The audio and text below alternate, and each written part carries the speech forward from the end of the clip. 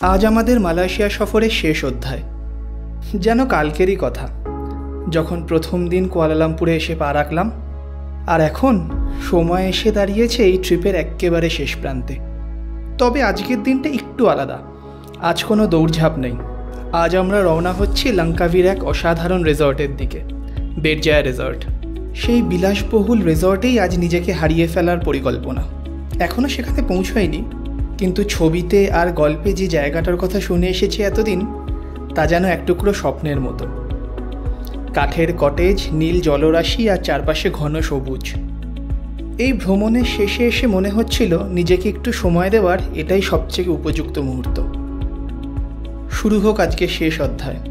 আর একটা গল্প, আর একটা অনুভূতি।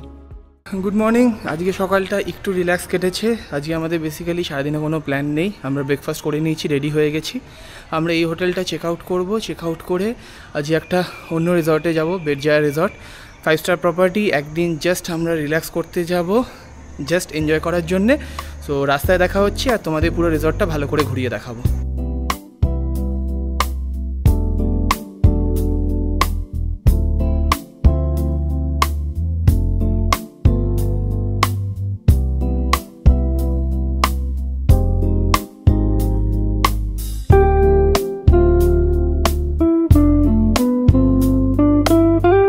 আমরা হোটেলে এসে পৌঁছেছি, গ্র্যান্ড হোটেল পুরোপুরি।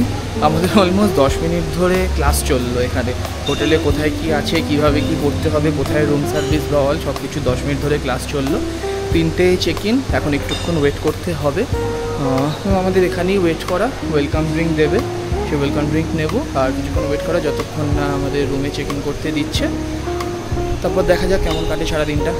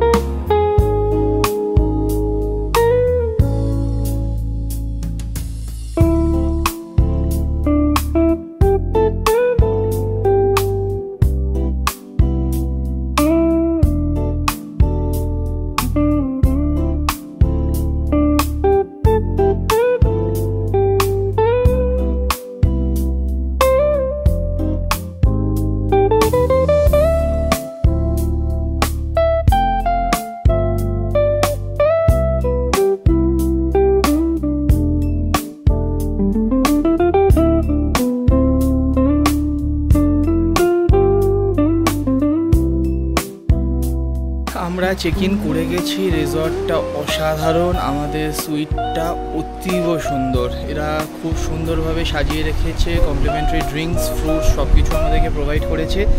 রোদটা প্রচণ্ড বলে আমরা এখনও রুম থেকে বেরোইনি, রুমেতেই আছি, একটু রেস্ট নিচ্ছি। কিন্তু জায়গাটা অসাধারণ, জায়গাটা থেকে ভিউ অসাধারণ। এদের সার্ভিস এখনও অবধি তো খুব ভালো লেগেছে। একটা দিন খুব ভালো কাটতে চলেছে। সবে আমরা ভাবলাম যে এবার একটু বেরিয়ে রিসর্টে ছবি তুলবো, বৃষ্টি নেমেছে, মানে প্রচণ্ড হাওয়া দিচ্ছে, আর বেশ ভালো রকমের বৃষ্টি পড়েছে। এখন বেরোনো যাবে না, কিছুক্ষণ ওয়েট করে যেতেই হবে। কিন্তু এই বারান্দা থেকে যা অসাধারণ লাগছে এখন সমুদ্রটা, মানে কিছু আমার বলার কোনো ভাষা নেই বেসিক্যালি।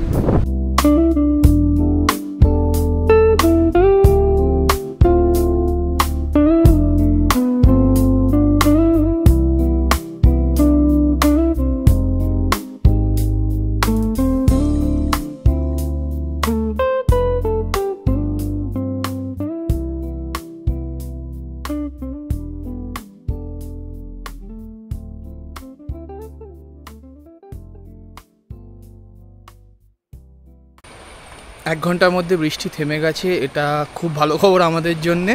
আমরা এখন এদের রিসেপশনে ফোন করলাম। এখানে পুরো রিসর্টে তুমি যেখানেই যেতে চাও তোমাদের শাটল সার্ভিস দেবে, খালি ফোন করে দিতে হবে, রুমের সামনে ওরা চলে আসবে, এসে শাটল করে আমরা বললাম বিচে যাব। সো কিছুক্ষণ ওয়েট করতে হবে, 5-10 মিনিট। এখানে আমরা ডাইরেক্ট বিচটা আগে এক্সপ্লোর করব। এদের প্রাইভেট বিচ বেসিক্যালি, সুন্দর জায়গা, আশা করছি লোকজন কমই হবে প্রাইভেট বিচ বলে। আর বৃষ্টি হয়ে যাওয়ার পরে সবুজ আরও সুন্দর লাগছে আশপাশটা। সো এখন বিচে যাওয়া যাক।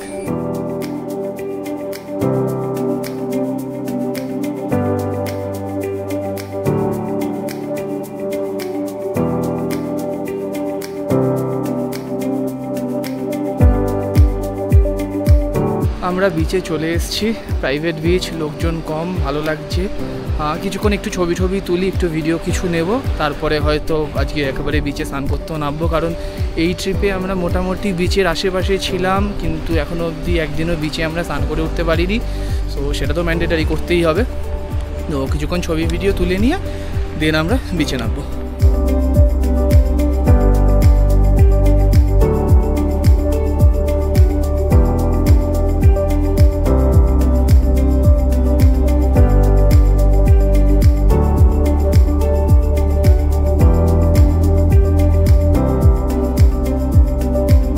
বেরজায়া রিসর্টের প্রাইভেট বিচটা বেশ অন্যরকম, মানুষ খুব বেশি নেই, আর সমুদ্রটা আপন করে নেয় মুহূর্তের মধ্যেই। আজ আমাদের কোনো তাড়া নেই, শুধু নীল জলে নিজেদেরকে ভাসিয়ে রাখার পালা।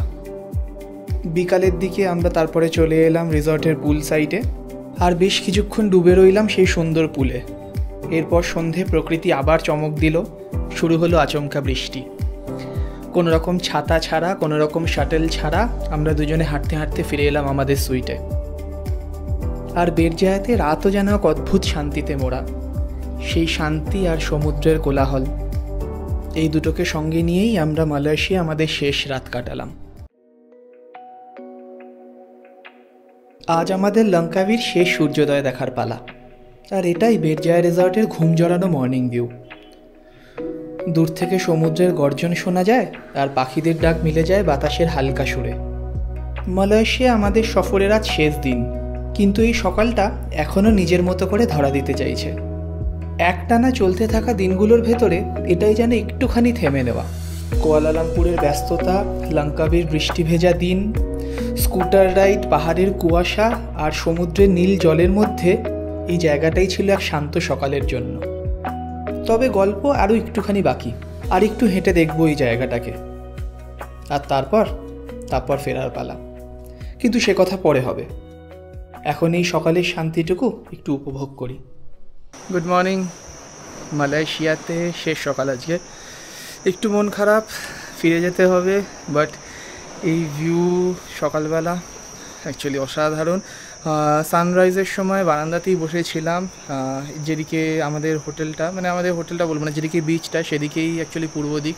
তো সুন্দর সানরাইজ দেখেছি, কিন্তু কিছু করার নেই, ট্রিপ তো একদিন শেষ হবেই। নতুন নর্মাল লাইফে, নতুন না, সবেই আমাদের নর্মাল লাইফে ফিরতে হবেই। বাট ঠিক আছে, আবার নতুন কোনো ট্রিপে প্ল্যান করব, নতুন কোনো জায়গায় ঘুরবো। আজকে বাকি যে টাইমটুকু আছে এনজয় করি। এখানে আজকে সারাদিন এয়ারপোর্টেই আমাদের কাটানো।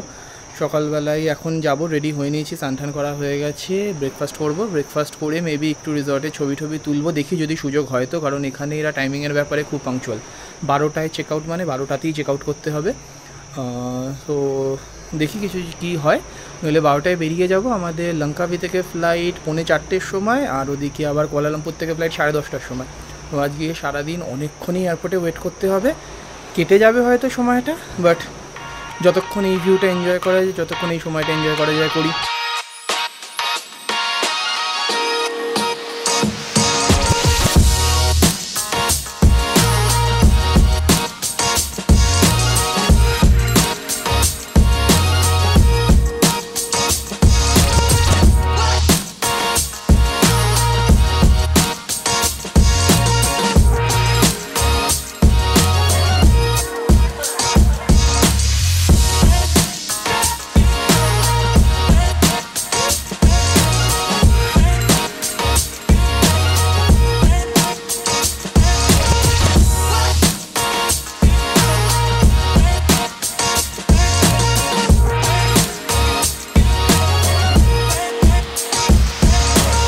ব্রেকফাস্টে কি ছিল না আর আমরা কি খাইনি, মানে যেহেতু আজকে সারাদিন এয়ারপোর্টেই কাটাতে হবে, অবভিয়াসলি একটু হেভি ব্রেকফাস্ট করে নিয়েছি।